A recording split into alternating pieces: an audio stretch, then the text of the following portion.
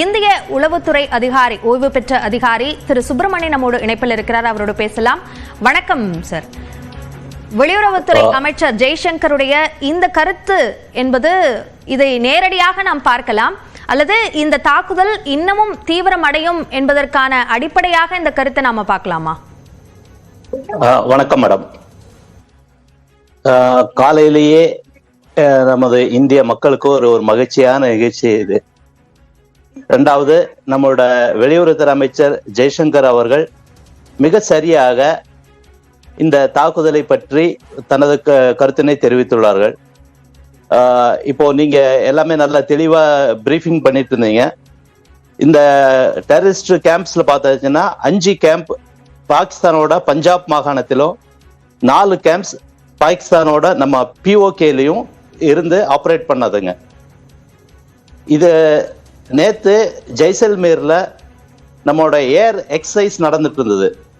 அந்த ஏர் எக்ஸசைஸ் வந்து டோட்டல் பாகிஸ்தானோட ஆர்மியும் டைவர்ட் பண்ணி அந்த டைம்ல அதே சிமிலர் ஒரு அட்டாக்கை வந்து நம்ம இந்திய ராணுவம் மிக துல்லியமாக ஹைலி ப்ரிசிஷன் வெப்பன்ஸை கொண்டு அவங்களோட டெரரிஸ்ட் கேம்ப் எந்தெந்த இடத்துல இருக்குதோ, மொத்தம் 9 இடத்துல கேம்ப்ஸ் இருந்தது. அந்த 9 இடத்துலையும் மிக துல்லியமாக தாக்கி அவங்க அங்க இருக்கிற தீவிரவாதி பயிற்சி பெறும் பாகிஸ்தானை சேர்ந்தவர்களுக்கும் அவங்களுடைய இன்ஃப்ராஸ்ட்ரக்சர்ஸையும் மிக பெரிய அளவில் ஒரு சேதத்தை ஏற்படுத்தி இருக்கிறார்கள். அதற்கப்புறம் நம்மளோட இந்தியாவோட PIB பிரஸ் இன்ஃபர்மேஷன் பியூரோவில் என்ன மெசேஜ் கொடுத்துருக்காங்கன்னா, நாங்கள் எக்காரணத்து கொண்டும் எந்த இடத்துலையும் பாகிஸ்தான் ஆர்மி மீதோ இல்லை பாகிஸ்தானோட எக்கனாமிக்கல் ஜோன்ஸ் மீதோ இல்லை சிவிலியன்ஸ் மீதோ நாங்கள் எந்த தாக்குதலும் நடத்தலை. எங்களோட பிரைம் அண்ட் ஃபார்மோஸ்ட் டார்கெட் வந்து ஒன்லி நம்மளோட டெரர் கேம்ப்ஸ், எந்தெந்த இடத்துல இருந்து இந்தியாவுக்கு எதிராக டெரரிஸ்ட் ஆப்ரேட் பண்றாங்களோ அந்த கேம்பை மட்டும் நாங்கள் அட்டாக் பண்ணோன்னு இந்த பிரீஃபிங் கொடுத்துருக்காங்க. இதோட முழு விவரமும் இன்னைக்கு காலையில 10 மணிக்கு டிஃபென்ஸோட PRO வந்து நாட்டு மக்களுக்கு கொடுப்பாங்க. அதுக்கப்புறம் 11 மணிக்கு கேபினெட் கமிட்டி ஆஃப் செக்யூரிட்டியில நம்மளோட பிரைம் மினிஸ்டர் வந்து இதோட முழு தகவலையும் நாட்டு மக்களுக்கு முன்னாடி வைப்பாங்க. இப்போ நடந்தது இது ஒரு 22 ஏப்ரல்ல நடந்த அந்த டெரர் ஸ்ட்ரைக்கு ஒரு பதிலடி. இதற்கு பாகிஸ்தான் எப்படி ரிட்டாலியேட் பண்ணும் அப்படிங்கிறது வந்து இன்னும் பொறுத்து ஒரு 2 நாள்ல வந்து நம்ம பார்க்கலாம். திரு சுப்பிரமணி, குறிப்பாக இந்த தாக்குதல் என்பது ஒரு இன்டெலிஜென்ஸ் பேஸ்டான தாக்குதல் என்று குறிப்பிட்டிருக்கிறார்கள். அதே மாதிரி இந்த இடத்துல என்னென்ன செயல்பாடுகள் நடந்திருக்கு என்பதற்கான அந்த முழு விவரங்களையும், தாக்குதலுக்கு உள்ளான இடங்கள்ல தீவிரவாதிகளோட செயல்பாடுகள் என்னென்ன இருந்திருக்கு என்று அந்த முழு விவரங்களையும் இப்போ அரசு தரப்புல இருந்து வெளியிட்டிருக்காங்க. இந்த உளவு பிரிவு மூலமாக இந்த தகவல்கள் எல்லாம் எப்படி சேகரிக்கப்படும்? மேடம், இது ஒரு ஹைலி அஃபீஷியல், இது நம்ம ஓப்பன் டிபேட்ல எல்லாம் வந்து டிஸ்க்ளோஸ் பண்ண முடியாதோ, இருந்தாலும் ஒரு சில தகவல், ஏன்னா எந்த கண்ட்ரியா இருந்தாலும் நம்மளோட ஹாஸ்டைல் கண்ட்ரியோட இன்ஃபர்மேஷன் கண்டிப்பா நம்ம வந்து வச்சுட்டு இருக்கணும். ஏன்னா என்னைக்குமே அவங்க வந்து நம்மளுக்கு தொந்தரவு கொடுத்துட்டே இருப்பாங்க. ஏன்னா பாகிஸ்தான் வந்து எக்கனாமிக்கலி இன்டர்னல் டிஸ்டர்பன்ஸ் இந்த பலவிதமான சிக்கல்ல வந்து பின்தங்கி இருக்குது. அவங்க என்னைக்குமே ஒரு ஃபுல் ஸ்கேல் வாரை வந்து அவங்க இனிஷியேட் பண்ண மாட்டாங்க. அவங்க என்னைக்கு பண்றது வந்து இந்த ப்ராக்சி வார் தான் பண்ணுவாங்க. அந்த ப்ராக்சி வாருக்கு வந்து அவங்களுக்கு தேவையான கட்டமைப்பு வந்து அவங்களோட உள்ளார பாகிஸ்தான்ல வந்து இருக்குது.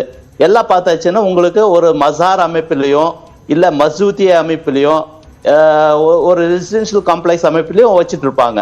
இது வந்து இது மற்ற கண்ட்ரிஸோட டோட்டல் அட்டென்ஷனையும் டைவர்ட் பண்றதுக்கான ஒரு டாக்டிக்ஸ். ஆனா நம்மளோட இன்டெலிஜென்ஸ் எப்படி இருக்குன்னா, நாம எப்பவுமே ஒரு கால்குலேட்டிவ் ரிஸ்க் எடுத்து நமக்கு எந்த இடத்துலையும் உயிர் சேதம் இல்லாம ஒரு ஆப்ரேஷன் நடக்கணும்னா அது தகுந்த மாதிரி ஒரு ரியல் டைம் இன்புட்ஸை வந்து நம்ம கலெக்ட் பண்ணுவோம். அந்த மாதிரி கலெக்ட் பண்ணி இந்த ஆபரேஷன் சிந்தூர், அதாவது 22 ஏப்ரல்ல நடந்த அந்த தாக்குதலுக்கு 14 நாள், அதான் நம்ம மெயினா பார்த்தாச்சுன்னா 14 நாள் பூஜை பண்ணுவாங்க. அந்த 14வது நாளில் தகுந்த பதிலடியை நமது இந்திய ராணுவம் வழங்கி இருக்குது. இதற்கு முதல் முக்கிய காரணம் இந்தியாவோட real time and prominent intelligence inputs. சரி, இப்போ அடுத்து பாகிஸ்தான் இதற்கு பதிலடி தாக்குதல் நடத்துவதற்கான வாய்ப்பு எந்த அளவுக்கு இருக்கு? அது எந்த அளவிற்கான தாக்குதலாக இருக்கும்? கண்டிப்பா மேடம். ஆக்சுவலா அவங்க நேற்று நைட்லயே பார்டர் ஏரியாவில் வந்து அவங்களோட அட்டாக்ஸ் வந்து ரிட்டாலியேஷன் ஸ்ட்ரைக்ஸ் வந்து ஸ்டார்ட் பண்ணிட்டாங்க. அதுல நம்ம இந்தியாவை சேர்ந்த ஒரு 3 சிவிலியன்ஸ் வந்து ஆல்ரெடி அவங்கள வந்து கில் பண்ணிட்டாங்க. ஆனா இது ஃபுல் ஸ்கேல் வாரா மாறதுக்கு பாசிபிலிட்டிஸ் ரொம்பவும் பேர் மினிமம். ஏன்னா இப்போ இருக்கிற கண்டிஷன்ல பாகிஸ்தானோட இன்டர்னல் அவங்களோட டிஸ்டர்பன்ஸ் வந்து ரொம்ப அதிகம். ஒரு சைட்ல ஆப்கானிஸ்தானோட டிடிபி டெரரிஸ்ட் வந்து அட்டாக் பண்றாங்க. இன்னொரு சைட்ல பார்த்தாச்சுன்னா பலூச் பிஎல்ஏ லிபரேஷன் ஃப்ரண்டோட ஆர்மி அவங்க வந்து அட்டாக் பண்றாங்க. அவங்க ஓப்பனாகவே ஸ்டேட்மெண்ட் கொடுக்குறாங்க, இன்கேஸ் பாகிஸ்தான் ஆர்மி வந்து இந்தியாவை அட்டாக் பண்ணிச்சுன்னா நாங்க பாகிஸ்தான்ல இருந்து பாகிஸ்தான் ஆர்மி அட்டாக் பண்ணுவோம். இப்போ ரீசெண்டா நேற்று முந்தா நாள் கூட அந்த பாகிஸ்தான் ஆர்மியோட ஒரு கான்வாய் வந்து இவங்க வந்து ஆர்டெக்ஸ் வச்சு எக்ஸ்ப்ளோர் பண்ணாங்க ஜிவானிங்கிற இந்த இடத்துல.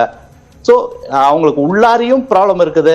ஒரு போன வெள்ளிக்கிழமை நமாஸ்ல பார்த்தாச்சுன்னா ஒரு மௌலானா கேட்கிறாரு மஸ்ஜித்ல, இன்கேஸ் இந்தியாவுக்கும் பாகிஸ்தானுக்கும் வார் வந்தாச்சுன்னா நீங்க இங்க இருக்கிற இத்தனை பேர்ல யார் யார் வந்து நீங்க போருக்கு போவீங்கன்னு கேட்கும்போது அந்த இடத்துல இருந்து ஒருத்தர் கூட கை தூக்கல. அதனால பாகிஸ்தானோட மக்கள் வந்து அந்த ஆர்மி மேலேயும் அங்க இருக்கிற கவர்மெண்ட் மேலேயும் அதிருப்தியில் தான் இருக்கிறாங்களே தவிர அவங்க இந்த சிச்சுவேஷன்ல இருந்து எப்படி ஸ்மூத்தா நம்ம வெளியில வரணும், நம்மளோட எக்கனாமிக்கு வந்து இன்னும் அதள பாதாள தூரத்துக்கு போகாம எப்படி தடுக்கணும்னு பாக்குறாங்களே தவிர இந்தியாவோட ஒரு நேர்முக போரை வந்து இந்த டைம்ல பாகிஸ்தான் வந்து அட்டென்ட் பண்ணாது. அதை அட்டென்ட் பண்ணிச்சுன்னா அவங்களுக்கு வந்து பெரிய ஆபத்து இருக்குங்கிறது கூட அவங்களோட எல்லா கமாண்டர்ஸ் லெவல்லையும் எல்லாருக்குமே அது தெரியும். ரொம்ப முக்கியமான தகவல்களை பகிர்ந்துட்டு இருக்கீங்க.